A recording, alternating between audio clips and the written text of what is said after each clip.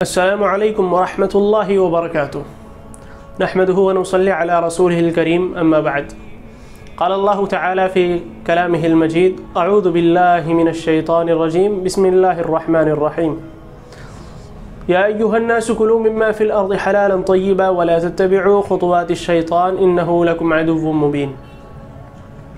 محترم حاضرین، جیسا کہ ہم تمام لوگ جانتے ہیں کہ فی الحال پوری دنیا کے اندر کرونا وائرس پھیلا ہوا ہے اور اس وبائی مرض سے پوری دنیا جوجھ رہی ہے۔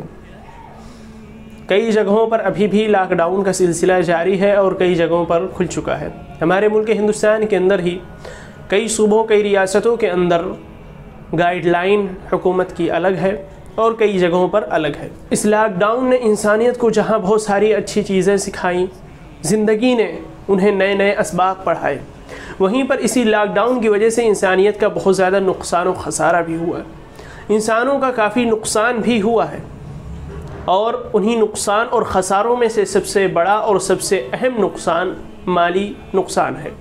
جی ہاں میرے بھائیوں، تجارت کا ذریعہ معاش کا تباہ و برباد ہو جانا ہے، بزنس کا ٹھپ پڑ جانا ہے، جس کے بارے میں آج کی اس ویڈیو میں ہم کچھ باتیں جانیں گے کہ آخر دین اسلام کے اندر تجارت کے سلسلے میں کوئی چیز اللہ کے رسول صلی اللہ علیہ وسلم نے بیان فرمائی ہے یا نہیں، اللہ رب العالمین کا کیا احکام ہے اس سلسلے میں، تمام چیزیں آج کی اس ویڈیو میں جانیں گے۔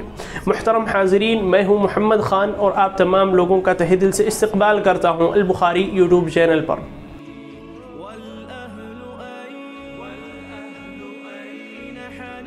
محترم حاضرین، اب جب کہ لاک ڈاؤن کھل چکا ہے، حکومت کی طرف سے بہت زیادہ سہولیات مل چکی ہیں اور تمام کاروباری حضرات اپنے کاروبار میں پھر سے لگ چکے ہیں، جن کا جتنا خسارہ ہوا اس کی ریکوری کی کوشش کر رہے ہیں، دن رات محنت کر رہے ہیں تاکہ اپنے نقصان کی تلافی کر سکیں۔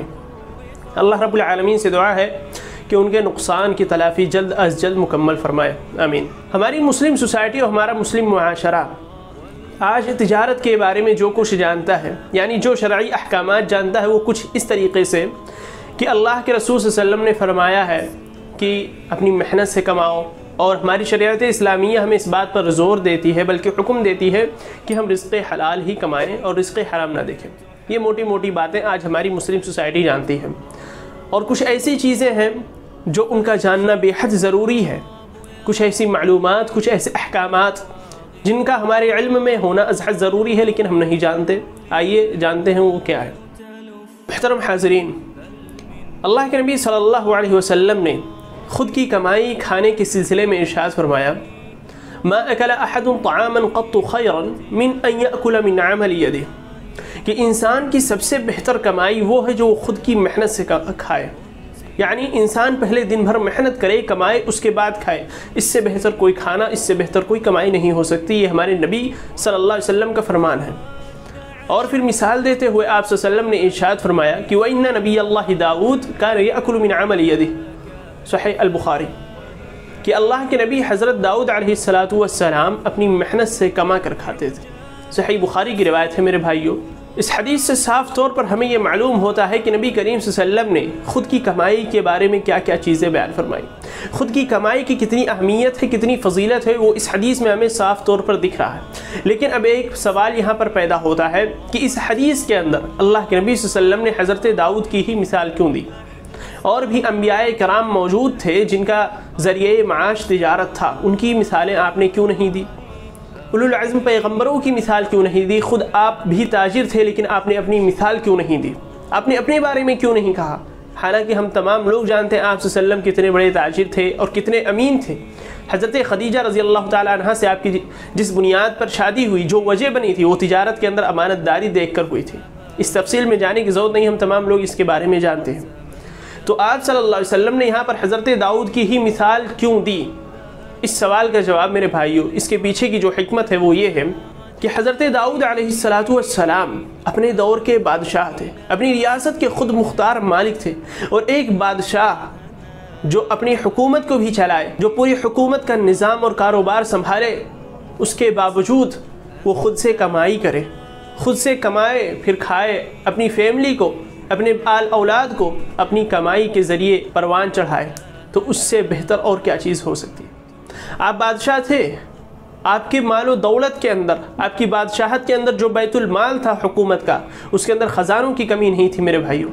آپ کی حکومت ایک ماشاءاللہ مالدار حکومت تصور کی جاتی تھی، لیکن آپ بیت المال میں سے معاوضہ نہیں لیتے تھے، بیت المال میں سے اپنی فیملی کا پیٹ نہیں پالتے تھے، بلکہ اپنی فیملی کا گزر بسر چلانے کے لیے آپ دن بھر محنت کرتے تھے، بازاروں میں جاتے تھے، سامان بیچتے خریدتے تھے، اور اس کمائی کے ذریعے سے اپنا اور اپنی فیملی کا پیٹ پالا کرتے تھے۔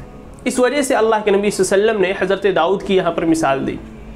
اس سے ہمیں بہت بڑی سیکھ ملتی ہے میرے بھائیو، کہ انسان کتنا بھی بڑا ہو جائے، کیسے بھی عہدے پر فائز ہو جائے، رزق حلال کی طرف ہمیشہ متوجہ رہے اور خود سے کما کر کھائے، نہ کہ آج کے نیتاؤں کے جیسا جو کہ بڑے عہدوں پر فائز ہو جاتے ہیں تو ان کے لیے ایسا لگتا ہے کہ جنتا کا پیسہ حلال ہو چکا ہے اور اسی پر ان کی آل و اولاد اور آنے والی نسلوں کا گزر بسر چلتا ہے۔ لہذا ہمیں ایسا نہیں کرنا چاہیے۔ اب یہاں پر ایک اور سوال پیدا ہوتا ہے میرے بھائیوں، کہ انسان اللہ کے نبی صلی اللہ علیہ وسلم کے اس حکم کو مانے، ہم مسلمان، ہم مومنین اللہ کے نبی صلی اللہ علیہ وسلم کے اس حکم کو سراخوں پر رکھیں اور محنت کر کے ہی کما کر کھائیں، تو پھر آخر محنت رزق حلال ہی میں کیوں؟ انسان مان لیں اگر رزق حلال کمائے یا رزق حرام کمائے، دونوں میں انسان کی محنت لگے گی، دونوں میں انسان کو محنت کرنا پڑے گا، تبھی جا کر اسے کچھ حاصل ہو سکے گا، کچھ کما سکے گا۔ تو پھر آخر دین اسلام نے، شریعت اسلامیہ نے رزق حلال ہی میں محنت کرنے کو کیوں کہا؟ تو اس سوال کا جواب، آخر رزق حلال ہی کیوں، اس سوال کا جواب انشاءاللہ ہم جانیں گے اگلے ایپیسوڈ میں، اگلی ویڈیو میں۔ محترم حاضرین، تو آج کی اس ویڈیو میں ہم نے جانا کہ آخر خود کی کمائی کی کیا اہمیت ہے، کیا فضیلت ہے، اور شریعت اسلامیہ نے اس کے بارے میں ہمیں کیا فرمایا ہے، کس طریقے سے مثال دے کر ہمیں اس کی طرف راغب کرنے کی کوشش کی ہے۔ اب اگلی ویڈیو میں ہم جانیں گے کہ آخر شریعت اسلامیہ نے رزق حلال ہی کیوں کی طرف ہمیں رہنمائی کی، آخر رزق حلال کمانے پر ہی ہمیں کیوں کہا، اور دوسرا رزق حرام کی طرف دیکھنے یا رزق حرام میں داخل ہونے سے منع کیوں فرمایا، اس چیز کے پیچھے کیا وجہ ہے، کیا ریزن ہے، اس کا جواب کیا ہے، اگلے ویڈیو میں جانیں گے۔ تب تک کے لیے آپ لوگ اس ویڈیو کو لائک کریں، دوسروں تک اسے شیئر کریں تاکہ انہیں بھی اس جانکاری سے فائدہ ہو سکے، اور اگر ابھی تک چینل کو سبسکرائب نہیں کیے ہیں، چینل پر نئے ہیں تو ضرور سے اسے سبسکرائب کریں اور بیل آئیکن کو دبا لیں تاکہ اسی طریقے سے دینی معلومات آپ تک سب سے پہلے پہنچ سکیں۔ تو ملتے ہیں اگلی ویڈیو میں اس سوال کے جواب کے ساتھ۔ جب تک کے لیے آپ لوگ اپنا خیال رکھیں، سرکشت رہیں، اپنی پریوار کا خیال رکھیں۔ والسلام علیکم ورحمۃ اللہ وبرکاتہ۔